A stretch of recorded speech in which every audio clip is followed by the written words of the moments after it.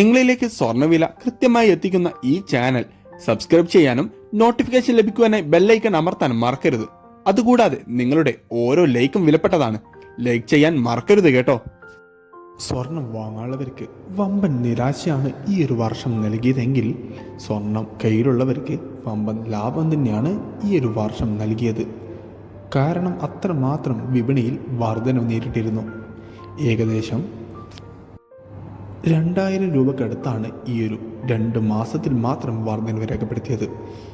എന്നാൽ ഇന്ന് സ്വർണം വാങ്ങാനുള്ളവർക്കും വിൽക്കാനുള്ളവർക്കും നേരിയ പ്രതീക്ഷ നൽകിക്കൊണ്ട് വിപണിയിൽ മാറ്റം രേഖപ്പെടുത്താതെ 22 കാരറ്റ് സ്വർണ്ണവില ഗ്രാമിന് 5750 രൂപയിലും പവന് 46,000 രൂപയിലുമാണ് വ്യാപാരം പുരോഗമിച്ചുകൊണ്ടിരിക്കുന്നത്. വിപണിയിലെ അപ്ഡേറ്റ്സുകൾക്കും വാർത്തകൾക്കുമായി ചാനൽ സബ്സ്ക്രൈബ് ചെയ്യാൻ മറക്കരുത്. Thanks for watching gold price Kerala today.